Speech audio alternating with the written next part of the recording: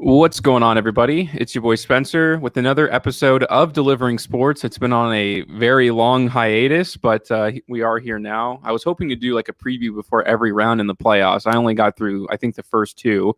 But since the playoffs are over and we're a little bit of a lull for sports in general, I thought, we'll just look back and do it. I'm doing this live on Twitter in case anyone wants to pop in, but normally most of my audience is on the podcasting platform. So obviously it will be posted there. And today I'm joined by a host, or I don't know, it's on a hiatus. I really do hope it comes back. But Brad Restituto, who we did the Rest Stop podcast for like 88 episodes, I think it was. Yeah, almost 11 months, I feel like. Yeah, finished in July, and we started 2020 in middle of August. Yeah, so we did it for a really long time, and some conflict of scheduling issues, but we found some time to get together today to talk about the playoffs because we didn't really get to talk about it too much in general, and I really wanted to. We're not going to go over every playoff series because that would just take forever. There's too many playoff series, and honestly, not all of them were too interesting. They're pretty expected, but I do think there were some really big narratives here, which will also tie into some off-season issues. And I think the best place to start is the Dallas Mavericks. And, Luka Doncic looked like he had his coming out party to a certain extent. They take a big 2-0 series lead going back into home. You feel like the series is over. I didn't expect it. I thought the Clippers would find a way to get back in the series, but they really came back in the series and they won the whole thing. Really unexpected. It's never happened before, actually, the way that, they to never win a home game basically is what the Clippers did. And they made it until the last game, of course, in Game 7 because they had home court advantage. That was the first time that ever happened. And the kind of Dallas Mavericks melted down from there. Like they're on the verge of, going into stardom and to breaking down the entire team. I mean, that's a very thin line to me, but it happened. Yes, Spence. If you recall Game 3, when the Mavericks were up 2-0 in Staples Center, the Mavericks had a first quarter lead, I believe, 15, 16 points. So they looked like they were going to take complete control of the series at that point.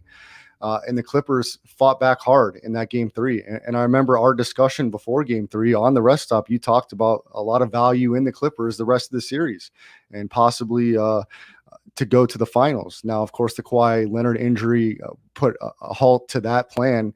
But the Clippers played great down the stretch in that series. Ty Lue coached well, made some good adjustments. You got some key contributions for some role players and pretty heartbreaking for the Mavericks. You felt like I personally felt like Luka maybe had his coming out party in the playoffs in the bubble in Orlando. He hit some incredible game-winning shots that were unexpected and played fantastic and pushed a Clippers team that had Kawhi and Paul George, I believe, to 6 games last year. So to see them take that step this year, go up 2-0 on the Clippers team again, I certainly felt like they had it in hand and they couldn't quite close the door. And you could point to many factors why that didn't happen. Certainly everybody, including Luka, the phenomenal superstar, has to look in the mirror and find ways to get better and to make their teammates better. So definitely disappointing for Dallas. At this point, they made a coaching change. Rick Carlisle, who wasn't unemployed very long, he caught the brunt of that kind of unsuccess for Dallas. And Jason Kidd, former Maverick, won a championship as the point guard for that team, now takes over as the head coach. So we'll see how that synergy works with a former player, more recent former player, and the superstar Luka Doncic. And what do they do with Kristaps Porzingis? Do they try to make it work with him and Luka? Certainly, you have to kind of wonder if Kristaps can stay healthy for a full season. And a lot of people are saying we don't think at this point this guy is a number 2 anymore. He's kind of a role player. So we'll see what Dallas does in this offseason to try to maybe make a splash. Do they go after one of the big names? Do they try to get their name in the trade market? Can they trade Kristaps' contract, or do they try to make it work with him?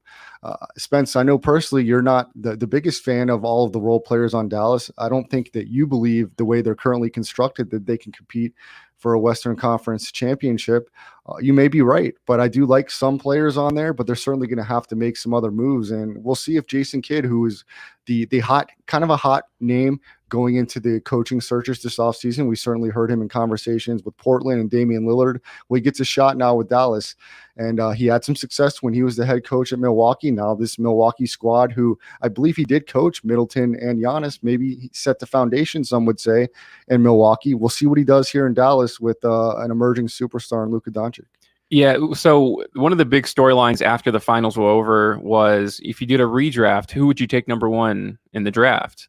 And obviously, Luka and Giannis's name were 1 and 2 for the most part. Because you got to think of age, right?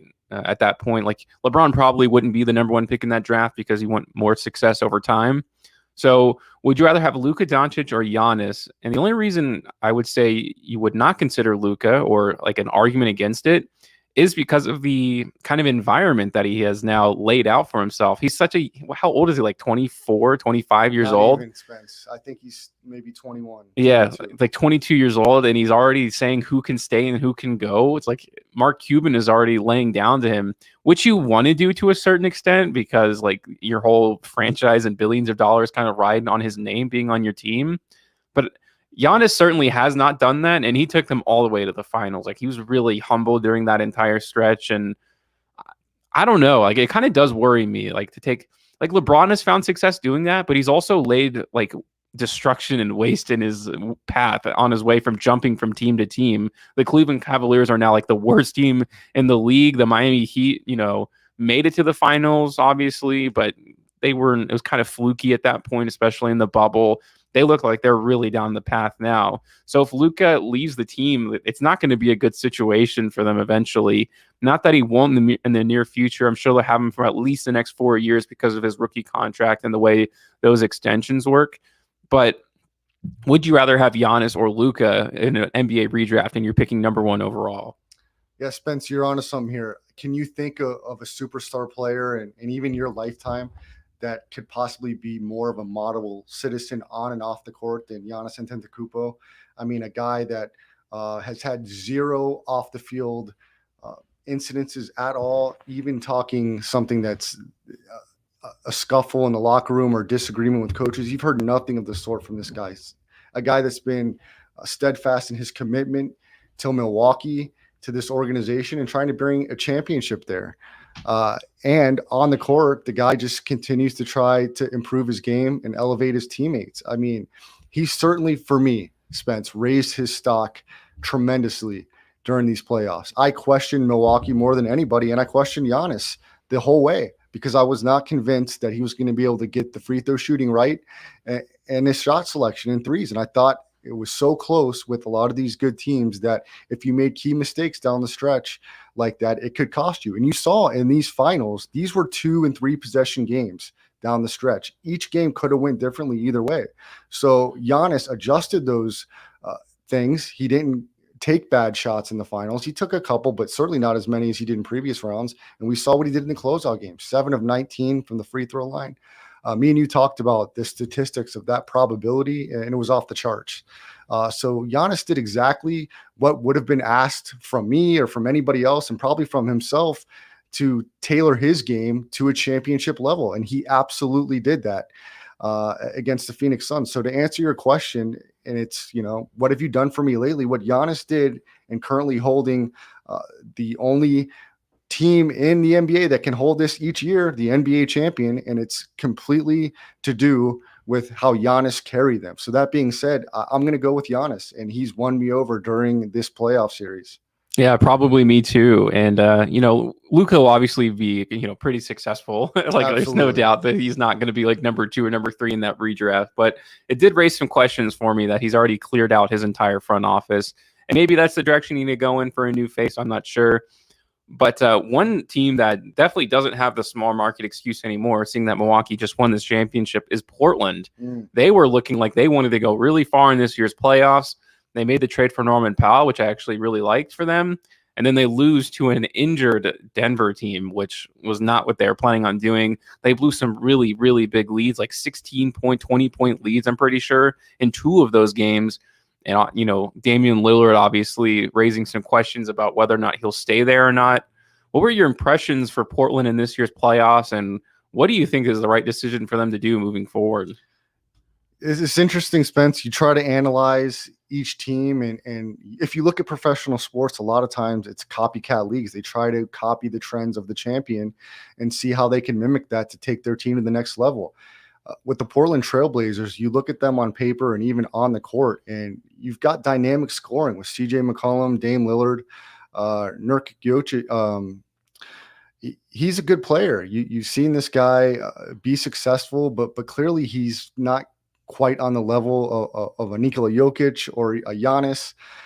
So you say to yourself, what is Portland lacking where they can't get over the hump? It's not scoring. It's got to be defense. So when you look at somebody like Giannis, who affects the game, impacts it so much offensively and defensively, and you can move guys around and get stops. You added Drew Holiday on Milwaukee. So when you look at their defensive prowess in Milwaukee and how that was so important to them winning the title and propelling them to the finals, you have to look at Portland and say it starts with defense. So who can you add on that team with length, with size, somebody that can protect the rim and that can contest shots? So it's got to start with Chauncey Billups, the head coach, teaching a culture of defense first. I know that sounds strange when you have two great scorers in Portland, but it's not the offense that has a problem with getting them over the hump. We see what Lillard's capable of. He can score at will on anybody. Maybe it's getting them easier buckets so they have more energy on defense. So if that means Dame Lillard attracting more guys on the defensive end as far as when he's on offense, and then him distributing the ball and trying to get easier baskets for Portland, and that may mean more baskets inside the three-point arc, which Milwaukee, again, was great at, and so was Phoenix, two teams that represented in the finals this year. So maybe some teams look at adjusting their philosophy as opposed to this run-and-gun three-point analytics model of playing, and realize that maybe we need more energy on the defensive end, and in order to do that, we need more easy baskets offensively. Yeah, here's the reality of the situation, at least for me, in that they don't have the team to play defense. Like, there's just nothing they can do about it. It doesn't matter, who their coach is. To me, look, if you look at each of their players individually, Damian Lillard is good, obviously. CJ McCollum is good, obviously. You talked about Nurkic, he's good.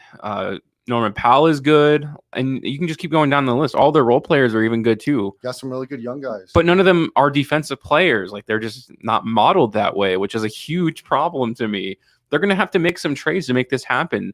They need someone like a Kuminga from this year's draft. Not that they'd be able to trade up. Maybe if they trade Nurkic, but they're going to have to downgrade their talent to upgrade their defense. And that's just the way that most teams work. I mean, very rarely, I would say an exception, and this is actually a wrong exception, would be the Golden State Warriors. They were a great three-point defensive team. Like, Klay Thompson, as good as he was on offense, was great on defense. And then you had Andrew Bogut before Kevin Durant. And then even when Kevin Durant was there, Kevin Durant's a pretty good defender, and then Klay Thompson was too. So you can't just make it happen offensively. Teams like that just don't work. And Milwaukee was a great example of what a great defensive team can do to win a finals. So I don't know what kind of trades they're going to have to make to happen, but it's very strange to me to see that Damian Lillard kind of has 1 foot like out the door and 1 foot in the door, where it would be better for the team if he just took a stance. To me, I don't think you can make any team work with any Supermax deal. Like, it was just a horrible decision by the league to make that even a possibility, because they end up paying their star players too much. And also, all star players end up getting the Supermax deal when all of them don't deserve it, but because it's available, they kind of demand it. I don't think Damian Lillard is a Supermax deal, which is crazy to say out loud, but he doesn't impact the ball enough defensively to make that deal happen. And even Steph Curry, you can say, like, is part of that. Once he signed a Supermax deal, they won all those championships because he was on really, really, like, favorable money. Like, that's how they were able to make those teams happen. And when you have that much money tied into one player, it's just too hard to make it to, change your roster enough to put superstars in there, because you need a complete team in today's NBA to make, like, the Michael Jordan, Scottie Pippen days. Even though if you look down the roster, I'm sure there's a lot of good players. Like, Scottie Pippen's deal gave them flexibility to sign better role players. Like, all of those things really do matter when it comes to winning a championship. So if it was up to me, I would trade Damian Lillard. I'd trade CJ McCollum, Nurkic, and just all of those guys you could build an entirely new franchise around and wait for the smoke to blow over, because once the Brooklyn Nets are done and the Lakers, then the league's wide open. You would expect Giannis to start dominating, but I don't think Milwaukee's unbeatable. Like, if Brooklyn was healthy, they probably would have lost that series. Now, it's hard to say that, in retrospect, because they did end up beating them, but they had 1.5 of their players. So I think once that kind of guard of the NBA is gone, the LeBrons and such, you can, if you take the steps to do it now, which I think a team like Memphis is doing really well, then you're primed, because you can see that the league is really starting to change. We'll see what ends up happening with Portland. I'm not sure. I don't expect anything too good from them next year. I don't think the coaching change was what they needed to make their team work. I think Terry Stotts is a good coach, and I think he could be a coach that can win you a championship. I know a lot of people disagree with that.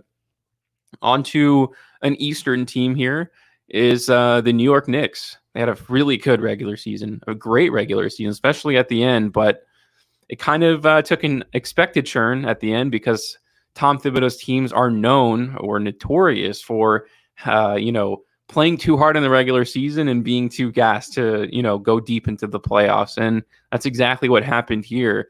It happened for numerous reasons. Like they're such a young team, obviously, but they should have been in the Atlanta series, I think, a lot more. And they felt like they got outplayed and outcoached almost every game of that series outside of the first two games. Look, the Knicks are quite the interesting story of this year, probably the story of this season to get one of the most storied franchises in NBA history back in the playoff discussion. Definitely hats off to Tom Thibodeau for making that happen. As far as the playoffs go, the Knicks were great in the regular season, but they just don't have enough offensively at this point to get them over the hump and possibly win a playoff series or two. They certainly have to retool this offseason, and Thibodeau's got to bring in a couple knockdown shooters and find another scorer to complement Julius Randle. Julius Randle was getting double and triple teamed in the playoffs, and he just was not able to make enough plays happen to get the Knicks over the hump. So the Knicks have a nice little foundation. Certainly, in my opinion, that starts with Coach Thibodeau, because nobody would have guessed in their wildest imagination that the Knicks would have been able to be in the 4-5 game coming into last season. So I like the foundation he set there. Now, what can they do in the draft, and what moves can they make to make this roster better and complement Julius Randle? Do you want to build around Julius Randle, or is Julius Randle more of a number two guy? That's an interesting question. He's first team All-NBA. He's an all-star. Derrick Rose was a hell of a compliment to that team. I certainly think you maybe keep him around another year or two in the role coming off as a sixth man. Got a couple of other nice young guys. We'll see how Obi Toppin fits into that mix. And the other guy at the center position that I believe was hurt during the playoffs, his name's slipping my mind at the moment. But the Knicks certainly have to add a couple pieces. And if they can, that won't be enough for them to come out of the East, but maybe make them more competitive if they can get back to the playoffs. Yeah. So first thing I'll say is, obviously Julius Randle was historically bad in this year's playoffs, like some of the worst shooting percentages in NBA history, given his volume. And it was unfortunate because RJ Barrett really started coming into his own at the end of the series when it was already over at that point. They lost by 17 points in game 4 and 14 in game 5. So they got smoked. But in the beginning of the series, 14 points, 13-7, they need him to be at least a number 3. And he didn't play up to that, expectations just quite yet. He's very young, but at the same time, if you look at someone like John Morant, the guy scored like 40, like 50 points, in his first ever playoff, run too. So when you're that high in the draft, like those are the kinds of expectations that are laid upon you. And maybe they're not using him right in the offense. That's something they definitely have to figure out. But this is what I think is going to end up happening if they are going in the right direction, is they're just going to end up trading everybody. When you look at the Brooklyn Nets, for a team like New York, like any team in New York, all you have to do is be decent and you're going to get a lot of players to go there. Like that's all you have to do because people wouldn't naturally go there. But they were so bad for so long that nobody wanted to touch them. Like there's just nothing you could do. Your career would go there to die. And now that it looks more appealing, that's when you can start getting some of the bigger names to come to your team and play there for the rest of your career. Brooklyn Nets had that foundation of Karis LeVert. They had Jared Allen, like really, borderline all-star type of players, and they traded all of them, and now they have a super team. I think that's the route that New York needs to go down. That may not be what a lot of fans want to hear because they want to kind of build organically, and that's kind of the New York way, but I just don't think they're going to be able to do that with who they have now. I like a lot of their young pieces, but I also think a lot of them would be good in trade packages for better players. I definitely do not think Julius Randle can be a number 1 on a team. Aside from the fact that he was so bad in this year's playoffs, I don't think that'll be like how he plays for the rest of his career. I think that's just a wrong expectation. He'll be better a year in. I think that was his first taste of the playoffs in general. He's probably just really nervous. But I think they'll be okay, and I think they'll have another decent season, and we'll see it in this year's draft. And so they've been acting pretty well recently. They have a big decision with Mitchell Robinson coming up. I know he's a free agent. We'll have to see. Like, he's never played a fully healthy season. He's just constantly hurt, but he is obviously kind of a game-changing type of center who will garner a lot of interest regardless. Someone be willing to take on that project and say, I think our medical staff can keep him under control. We'll go back to the West one more time, and I believe this happened in the second round. Yep, the Utah Jazz against the Clippers. They're up 2-0. And this was their year. I mean, they were the best team in the regular season by far. They looked unstoppable, and it looked like they were going to keep going right on. I mean, again, this was the year of the small market team. This was the best chance I think they'll ever have to win a championship with this core that they have. Milwaukee, I think, could also be close to that category.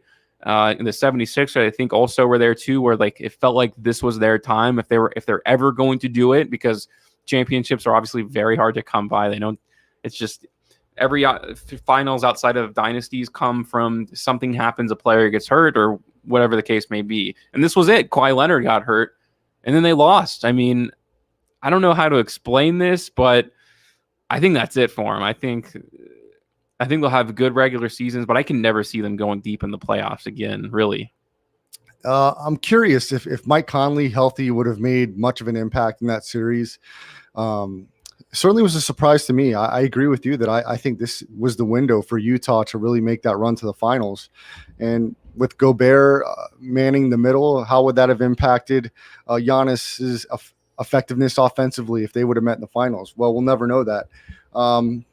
I don't think you're ever completely out of it with Donovan Mitchell. He clearly wasn't 100% healthy in the series either, not using that as an excuse. But I think a little adjustments here and there could have Utah back in the conversation for one of the top 2 seeds and making another run at it. I still think I do think they're talented enough and well coached enough to add a couple more pieces to put them in that position. And I think Donovan Mitchell is that good in combination with Gobert and Ingles and maybe a healthy Mike Conley. So I do not think the Lakers are going to be the team to beat in the West. I really don't. We'll see what moves they make, but I certainly think the West has opened up a little bit more, and we'll see how these guys age over a year. I told you a few weeks ago, I don't expect Kawhi Leonard to be back anytime soon, if at all, this season for the Clippers. So does that completely eliminate them from the title conversation? Maybe, maybe not. We'll see how that transpires. Phoenix certainly will want to be back in the conversation. The West is still very good and very challenging to come out of that conference and represent in the finals. But I do think Utah will be in that conversation, and I do think they're built to win in this short-term window. We'll just see what moves they make. We'll see if they're able to acquire any draft picks that can come in and make an impact. But certainly you're going to ask of your core players like Gobert, like Mitchell, like Conley, to improve and find ways where they can maximize their effort, go back, look at where they fell short against the Clippers, and come back ready to compete in 2021-22.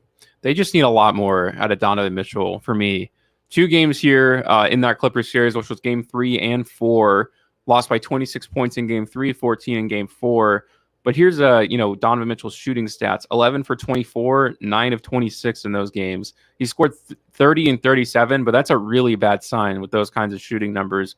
He's got to get that under control because he plays with a team that can score. Like, without him, like when he's out, they're fine. So I think if he were like maybe trust his teammates even just a tad bit more, they can be a whole lot more successful than they are now. That's kind of how I feel about it. And I just don't know if that's in him. I don't know if they can instill that. It's a very loosey-goosey kind of environment in Utah, because even Jordan Clarkson seems to go off the deep end quite a bit when they have so much talent offensively, probably more than anyone in the league, like on a consistent basis, especially from downtown. But any team that depends on the three-point shot that isn't named the Golden State Warriors in their prime is going to struggle, because shooting percentages just go down in the playoffs because games are a lot tighter than they are in the regular season.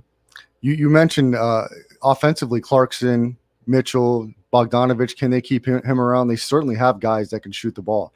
But also you've got Gobert, who you can run pick and roll action with his size. And he did not get enough shots in that series against the Clippers around the basket. So certainly I think the potential is there to retool and make another run at it. But you mentioned Mitchell's shooting percentages. He's got to be better. He has been better. So we'll see what Utah can do, and can they keep some of those core pieces around that can score as well from the outside. And Clarkson not only can score from the outside, but he can get to the basket also. So we'll see how many of these guys Utah can keep this offseason and what kind of run they'll make next year. We'll have to see. One team that probably I would deem had the most disappointing playoffs was Philadelphia. There's really, to me, no reason they shouldn't have won the championship this year, considering all of the pieces that fell into place, where obviously Joel Embiid would have averaged like 45 against Brooklyn if they had gotten there. It was just a complete mismatch for them. Considering their injury situations, I have no doubt that Philadelphia would have beaten them. But they lose to Atlanta in 7 games at home. I mean, there's really no excuse for it. Most of it, the blame goes on Ben Simmons. I agree to that to a certain extent, but they are a very lackadaisical team. Like, I just don't feel like there's any responsibility placed anywhere, and I'm not sure that's conducive to making really deep runs in the playoffs. It kind of felt like they were just playing it by ear, and they also hired a coach that also is kind of known for that, Doc Rivers.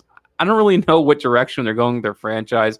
I don't know if Ben Simmons will stick around, but I know they definitely shouldn't have lost to Atlanta, not in this situation. Yeah, Spence, look, there's only one winner and one loser in each series. So a lot of times when a team has high expectations, somebody's got to get the blame and the finger's going to be pointed somewhere. And in this series, it was highly pointed at Ben Simmons. But you make a really good point with Doc Rivers. He's got to take a lot of responsibility and now building a reputation of blowing big leads and late in series. And that's not a reputation you want to carry along, even though this guy's a championship head coach. Certainly, you can look at the injuries in this series also with Embiid. Tobias Harris had moments where he was great, but then moments where he was not. You need more consistency out of a guy when your best player is not at full strength. You're looking to be a solid number 2 scorer, and he wasn't that at all times. I think they relied more on Seth Curry to be that guy than Tobias Harris. Well, Tobias Harris needs to step up and be a solid number 2 if they're going to keep him around and want this team to be a championship team. So you've got some pieces there again. And when Embiid's healthy, he's arguably a top 3 player in the entire league. He's fantastic. He can shoot free throws, shoot from the outside. He's a defensive presence. He does a lot of things really well. So you've got some pieces there in Philadelphia. Doc Rivers has got to look in the mirror and figure out, look, this guy was fired from the Clippers. So it's not like this guy was a mainstay in the last decade of his career. He's underachieved the last decade of his career. So he's got to figure something out to get the most out of himself and the team around him. So we'll see what kind of retooling Philadelphia does, how Ben Simmons comes back in this offseason, if he's even a Sixer, or what kind of value they get in that trade return. It's going to be really interesting, and probably one of the biggest storylines to follow this offseason is what do the Sixers do? And that starts with Ben Simmons and then Doc Rivers. Yeah, I think I've come to the conclusion that I just don't think Ben Simmons I don't think it can work with him and Joel Embiid. You need a non post oriented team for Ben Simmons to work. Like, you need to play him at either the 4 or a small ball 5, like at all times.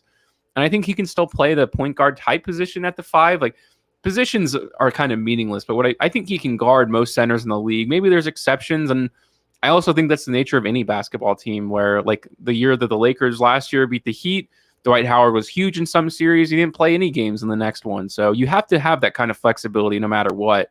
I think most of the time you want to play him in that small ball 5 to play with a really fast team. That way he can get all the rebounds. He can still, he's most effective on the fast break, and he always will be. And I think he can also develop some of his post game.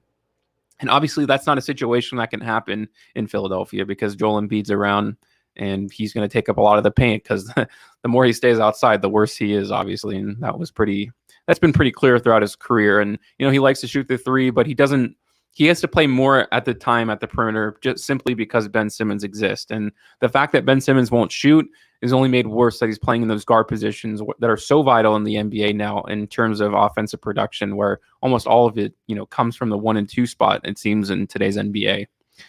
Well, yeah. Well, I'll say this, Spence. Also, if you're Philadelphia, I don't think you get too desperate. I don't think you want to just get rid of Ben Simmons to get rid of him. I mean, we're talking about championship windows that are very small. So if you're going to move on from Ben Simmons and still be in that conversation, you really have to get good value back from him in return. I know his value may not be the highest coming off this playoff series, but certainly a player that can do a lot on the basketball court and still has a very high ceiling. So you can't just dump him to dump him. You've really got to get maximum value if you can, or you have to try to make this run one more time with Simmons and Embiid. So if you're Daryl Morey, Doc Rivers, you've got to be really strategic this offseason in the choices that you make. And you can't be willing just to get rid of Ben Simmons for a couple draft picks and a mediocre front of the line starter. You've really got to get maximum value for Ben Simmons if you're going to make this move. Yeah, and The Athletic has already reported that there is a lot of interest in him, and the 76ers are asking a lot still. Like last offseason, it was for James Harden. I'm not sure they'll get to that level. Right. I mean, maybe they should have done that when they had the chance. Maybe not. I'm not sure. But they're still they're going to get something big back if they do get anything. People still know like what he brings to the table in terms of a potential defensive player of the year, a great passer, all of that, like the very big intangibles at this point.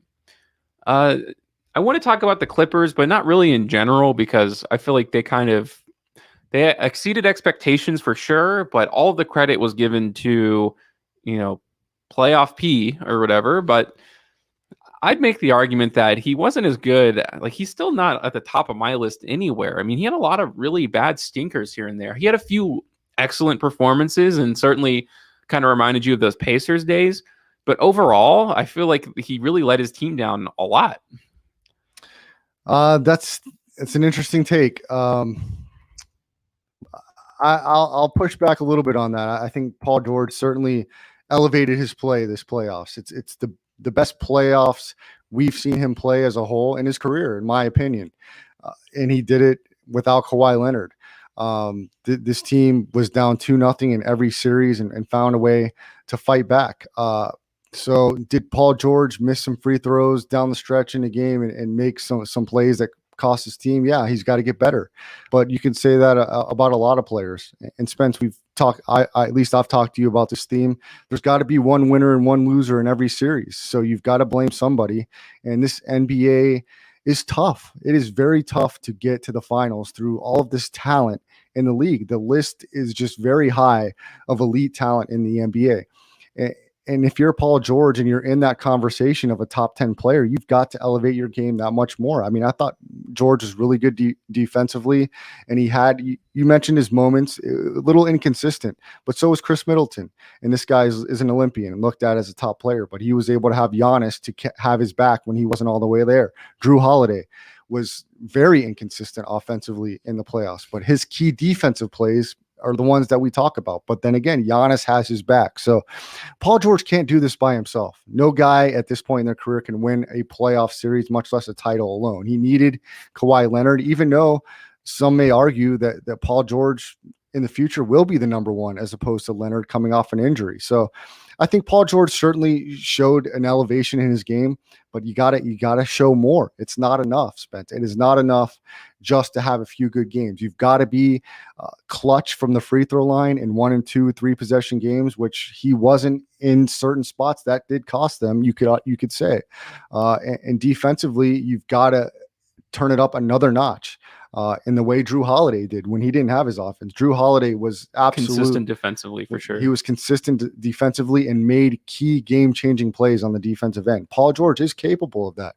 So he's got to, again, go into the offseason, realize where he can elevate his game. They've certainly got some pieces there that are nice, some young pieces. So I like where Paul George is going, but he's got to take it to another level this next season if the Clippers are going to be in that conversation. Yeah, I just want to read off some of his stats here in that Phoenix series outside of those missed free throws, which everyone kind of knows about. Okay. 10 of 26, 10 of 23, 9 of 26, 5 of 20. So to me, that's not what you're looking for. Yeah, those last two aren't going to be good enough. No, it's not going to get it done. And we'll see. I mean, it gave me more confidence, and obviously I put money on the Clippers to make the finals before the playoffs started. It was the day that LeBron suffered his injury. So I liked him a lot, and I think Kawhi can still do that, but I still think they're lacking a leader. They wanted it to be Rondo, but that's not how it works. Like, that's just not going to get it done. That was a very silly trade of them to give Lou Williams away for Rondo, who was never going to give them production ever. Spence, this is interesting though. Okay, so we talked about the stats for Paul George. We talked about Donovan Mitchell and some guys that really could have shot the ball better to bring their teams to the next level. We just talked about on the championship team, Drew Holiday and Chris Middleton's inconsistency. If you look at Devin Booker in the finals, he had some great moments, but he had one or two games that weren't so great, along with Chris Paul. So this goes back to something I said earlier. Is this worth talking about?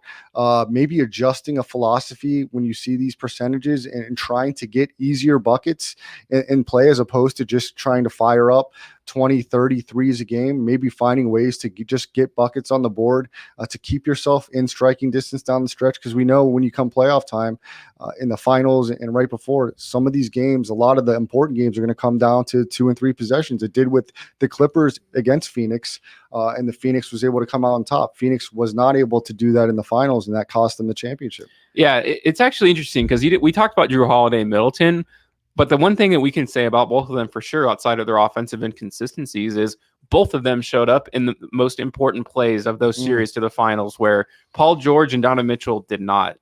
I think you can actually, like, bad shooting days are one thing, and they certainly are noticeable, but there is always ways to impact the game in other ways. And I think that they were able to maximize that the most, because otherwise, when you start, maybe you can shoot a little bit less. Certainly, I think Devin Booker could have in that final series.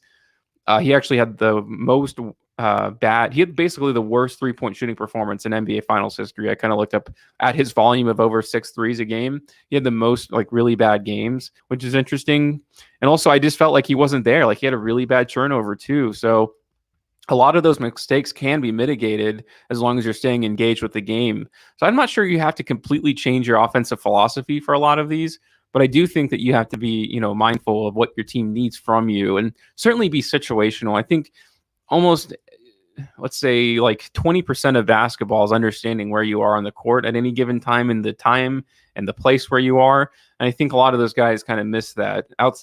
But Chris Middleton made some huge shots for them. He took over at the end of games, certainly made some shots that Giannis never could have. And then Drew Holiday made probably 3 defensive plays that changed the entire series. Well, Spence, I also tie in the shot selections to guys trying to do too much, and that leads into big turnovers. I feel like Booker and Chris Paul, some of their turnovers, they were trying to do too much and put it too much on their shoulders, which also leads into this volume of threes, and it led to some big turnovers. I feel like if there's a philosophy of trying to get that ball moved and get guys in open spaces, it sometimes cuts down on some of those turnovers. For me, some of those key turnovers by Booker and Paul that were in late game situations, I felt like it was guys trying to do too much late in the game as opposed to trusting their teammates. Yeah, no, and I want to transition right into that Phoenix team, which obviously had a 2-0 series lead, more 2-0 series leads than I've ever blown in this year's playoffs, and I think probably ever we've before. ever seen. Yeah. The Clippers did it twice in one year, in one postseason, which has never been done. And obviously it happened again in the finals, which, I mean, who would have thought that could have happened? But obviously it did. And this is what I wanted to say about Chris Paul. I don't think I've had a chance to say this on any official platform. He lost my respect completely in this year's playoffs. Not because he lost, not because he had key turnovers in certain spots, but he allowed the Scott Foster, kind of storyline to take over. I mean, he says, it's one thing for people to bring it up, right? This is what the response is, though, when a reporter says, "What do you think about the Scott Foster thing? You've lost 11 times." He probably didn't know that, by the way. I don't think he actually knew that, but when he heard, he was like, "Oh yeah, I mean, what are you supposed to do 11 times?" That's not the answer you're supposed to give when you're trying to win a championship. What you're supposed to say is, "I don't know. I don't really care. I'm here to win a game. It doesn't really matter who's reffing the game. We're going to play as hard. And we're going to play our game plan." That's what you're supposed to say.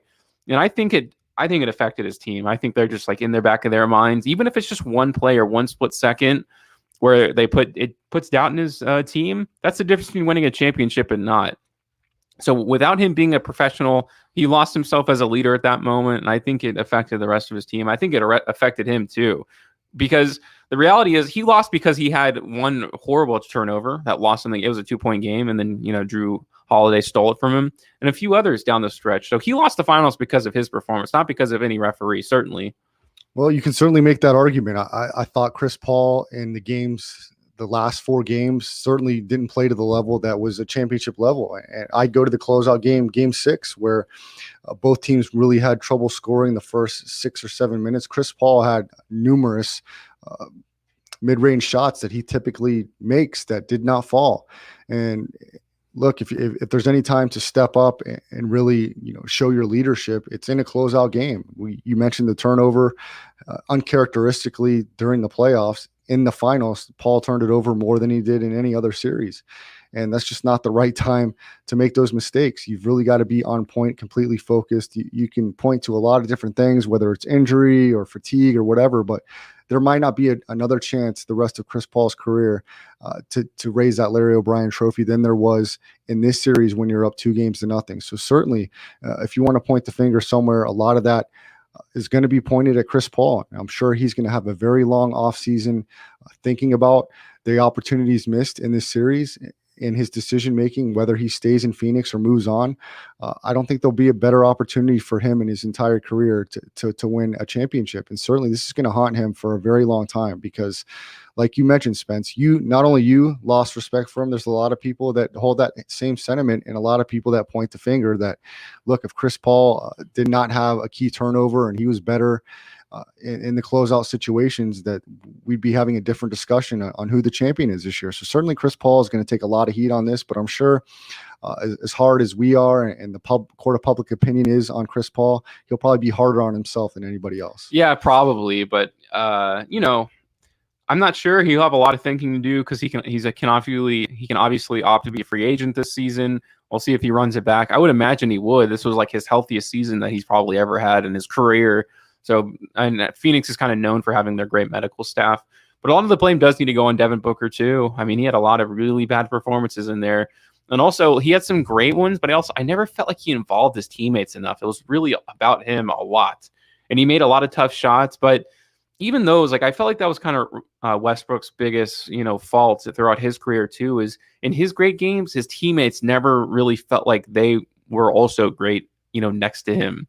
Where when he's having a really hot game and then he ends up passing to you at the end of the shot clock, putting you in a really tough situation where you maybe haven't shot for long stretches of time, that can just kill you. And they obviously also have a very talented team around him. And maybe he needs to be more trustworthy of his teammates. And we've talked about that with Donovan Mitchell and, with Paul George too. We kind of went down that list already. And I think he can also have that part of it. I'm not sure. I'm not convinced that Phoenix will ever have this opportunity again. I know they're a very young team, but when you start signing guys like DeAndre Ayton to a max deal, that money gets a lot tighter and their money just doesn't disseminate the right way. Cameron Payne obviously had a really big playoffs, huge when Chris Paul was out. He's a free agent too. I'm not sure what they're going to do, but how do you feel about their future? Do you think they'll have another chance like this again? Yeah, Spence, look, man, this is a tough one for Phoenix because you talk about a team up 2-0, and when you look at the 4 games the Bucks won in a row, you can certainly point to 2 of those that were 1 and 2 possession games. So when you talk about a Devin Booker having to reflect in the offseason, he's in Tokyo right now in the Olympics, so not a lot of time to reflect now, but you're going to look at 1 or 2 decisions you made where you could have got your teammates involved that could have changed the complexion of that series. And DeAndre Ayton rose his stock tremendously during this playoffs. You would have liked to see him more involved in the finals than he was. Some foul trouble had some stuff to do with that, but you mentioned the contract situation. Cam Johnson, I thought, was excellent in the finals. I do think that Phoenix, if they can keep this core together and add a piece or two, I think they will be in the discussion with Utah, possibly with Denver, possibly with the Clippers. I do think with the Lakers getting older, I think that these teams will still be in that conversation this upcoming season and the seasons to come. But we'll have to see how these guys improve. They're going to have to improve dramatically, but I think they're so close in talent. When you talk about a Ja Morant, when you talk about a Dame Lillard, a Devin Booker, a Donovan Mitchell, I think these guys aren't so much better than the next guy. They are right there on that tier of dominant superstars rising. So it's going to be the role players that are going to be important factors in how far these teams can go. Your team, the Memphis Grizzlies, I thought was tremendously impressive in the playoffs. I think Ja Morant is a superstar completely on the rise. And the difference between him and some of these other guys, he doesn't necessarily rely on that 3-point shot. So when you can get to the basket and get your teammates 3-point shots or shots around the basket, I think that's going to be very valuable. So it's going to be really tough for any of these teams to get to the finals in general. Phoenix certainly has that taste. They made a huge improvement from not being a playoff team to getting all the way to the finals, having a 2-0 lead. I like their coach, Monty Williams. But I don't think there's any sure thing in the NBA, at least for the next 5 years. You mentioned the Brooklyn team, the Lakers. I think the competition and the parity is so impactful throughout the league that it's not going to be a sure thing for anybody. So as we evaluate the season game by game, month by month, injuries are going to play a role. Team chemistry is going to play a role. So many of the little things that we saw in this playoff is going to determine how far a team can get. So not only are you going to have to train your body to be healthy for an 82 game season in the off season, you're going to have to not only do that, but improve your game and find out ways to elevate your play and the team play of your teammates. No doubt. And I do want to spend some time, a little bit of time talking about the champions, obviously the Milwaukee Bucks.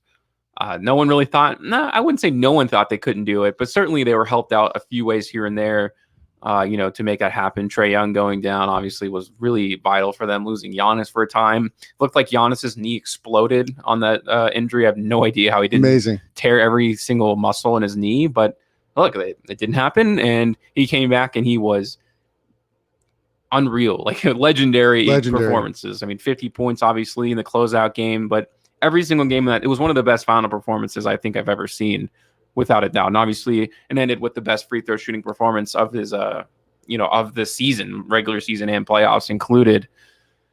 I just don't know if this team can get it done in any regular situation. It felt like there were a lot of special circumstances that got them there.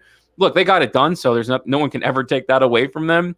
I'm just not so eager to think that this is like Giannis is going to start taking over the league, just now. Like it's over now. Like he's going to be the next LeBron to go to the finals every single year. I'm not so sure about that, but we'll have to see unless Giannis just keeps getting better and better. And obviously he's like 26 years old. So I'm not saying that he'll never win another championship again. I'm just not sure they're going to start dominating everybody.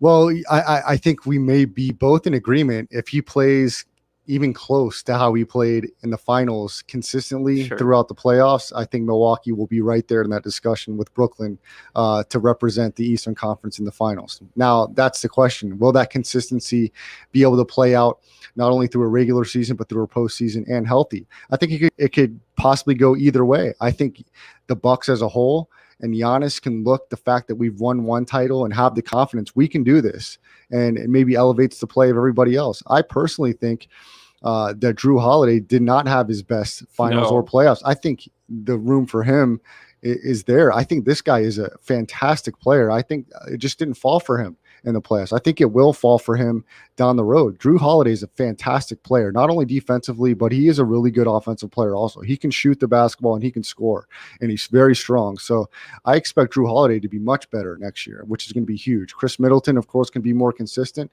You didn't have Dante DiVincenzo during these whole playoffs. So look, Milwaukee, if healthy, they're going to be right there in the conversation. We'll see what happens with Bobby Portis, and there's a couple other guys they've got to figure out if they're going to keep around. But I personally think that winning at this level, holding up that trophy, gives guys confidence. Now, are they going to put in that same work to get themselves back to that level? I think a team like Milwaukee will do that. You're talking about a small market team, a team that nobody thought can do it.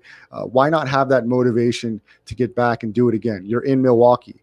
So I personally think this is going to be elevation for the Milwaukee Bucks, and I think they're going to be better possibly next year than they were this year. And certainly if Giannis can play anywhere close to how he played in the finals and even just shoot 70% from the free throw line, they're going to be close to unstoppable, because Giannis I think he's going to elevate his play defensively. I think he's going to become a better decision maker. And of course, he's going to work on that mid-range jump shot during the offseason. So to me, he's only going to get better. And what he did in the finals, to me, elevated him to another level. because the play we saw in Game 6, that closeout game, is unmatchable by anybody in the league from what he can do offensively and defensively. Possibly you can put Kevin Durant in that discussion offensively, but Giannis's diversity and his length and his athleticism, to me, is unmatched. And to go 17 of 19 from the line, score 50 with what some would say at ease, is almost unmatchable. Durant can do it. Curry can do it, but these guys have got to shoot a bunch of threes to do that, and they've got to be on fire. For what Giannis did in that closeout game, It Game feels 6, like he can do it anytime. yeah, is unmatched. The guy, you can't guard him one-on-one, and he's only going to get better, Spence. He's going to work on that ball handling. He's going to work on his post moves. For me, this could be a really big turning point in Giannis's career and maybe for the franchise of Milwaukee. Yeah, it's so crazy, though, to think about is Kevin Durant was an inch away from ending their playoff run. Wow, yeah. I mean, I don't know how long that narrative will persist because those kind of things just get forgotten throughout history. And obviously they should be because it didn't happen, right? So it's weird to think about what if. But, I mean, how different would this team be if Kevin Durant was like an inch farther back? I mean, yeah, you probably have a fired Mike Budenholzer, and you'd be talking in the front office, well, what do we need to do to retool? So instead of keeping guys like Holiday and Portis, for sure, there would be a lot of changes. So because, and I believe we talked about that on the Rest Stop podcast, on Twitter. We talked about if Kevin Durant wore a size 12 as opposed to a size 13, it'd be a totally different conversation. And that's how close that series was. It was an inch away from Brooklyn moving on. And instead, we're having a discussion about where Giannis ranks historically in the finals because he was that kind of player after that series. So that is how close the NBA is, Spence. Yeah. And you don't always think about it when you're in the middle of discussing it because there's a few games that are 20, 15-point victories. But when you really come down to it in key moments, there's one or two possessions that change entire series. There's 7-game series. Yeah, it changes franchises. It changes careers, like all of those things. The NBA is we always say like golf is a game of like inches, but basketball certainly is too, which is crazy to think about. But a lot of those games do come down to it. It's so easy. Like basketball games, it's just the nature of them. Some of them are blowouts and there's nothing you can do about it. But when it gets down to the nitty gritty, it really does come down to those few decisions. Absolutely. We did talk about Brooklyn. I want to mention them real quick. What do you really think about them, moving forward? I mean, they were so close to going this far with a pretty raggedy team, in my opinion. Blake Griffin obviously played pretty well to a certain extent, as good as he can at this point in his career. But they did all of this with an injured, Kyrie Irving, and then James Harden wasn't even really expected to come back at that point. So it feels like once they come back healthy, like they're unstoppable. Like I have no doubt a fully healthy Brooklyn team would have swept the Phoenix Suns at that point. Like it felt like they were going to be that good.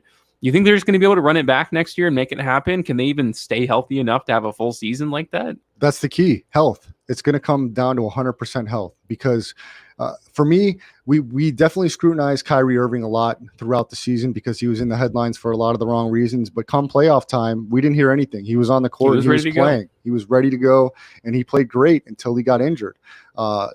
And that completely changed the complexion of the series. Harden wasn't 100%. So, and look, Durant's coming off an Achilles, and he not only played and elevated and played tons of minutes in the playoffs, but he's already traveled and being a key part in USA basketball. So there's not going to be much of an offseason for Kevin Durant, which is going to be interesting to see how they monitor his minutes going into next season. It's 100% Spence going to come down to the health of the three big stars on Brooklyn. If they can stay healthy throughout the playoffs, certainly to me, they're the favorite to go to the finals and win it. And if they can't stay healthy, it's anybody's game. But that even if they don't stay healthy, if one of them stays healthy, Kevin Durant, they still have a chance because we saw, like we just discussed, they were only an inch away from eliminating Milwaukee in that series. So I think Durant is certainly the number one key as far as health. You can debate Harden or Irving as far as the number two, who's more important health-wise. But if they can all three stay healthy and contribute in the playoffs, they'll certainly be right there. I'm going to go down to wrap this up over the next year's NBA Finals odds, and I want you to tell me what you think the most value is right now. Because who knows who's going to win the championship, honestly, and I feel like most people who bet will put bets on different teams throughout the season for the most part. So where do you think the value is right now? Because obviously they can change quite quickly. Brooklyn is plus 200. The Lakers are plus 450. Milwaukee plus 900. The Golden State Warriors, they have the fourth best odds at plus 1,300. The Utah Jazz plus 1,400. The Phoenix Suns, interestingly enough, are plus 1,500, so plus 100 worse, you can say, than the Jazz. And I'll do two more teams. The Clippers plus 1,600 and the Philadelphia 76ers plus 1,600. Yeah, I'm a big fan of Golden State. I think they're going to be really solid next year and be in that conversation. But as far as value goes, it's not there at the number that you gave the fourth favorite. But the two that stuck out to me were Milwaukee and Philadelphia. When you talk about value, I think Milwaukee at 9-1 is certainly something to splash a few bucks on. And Philadelphia, you talked about their ceiling if they can come back healthy, but also that it's going to be key to see what happens with Ben Simmons. So I would hold off on the Philadelphia, but certainly I think at 9-1, there's a lot of value in Milwaukee there. Yeah, I agree. And I'll say the Clippers at plus 1,600. I think the only reason that number is where it's at, because it dropped a lot, is because of Kawhi Leonard's uncertainty.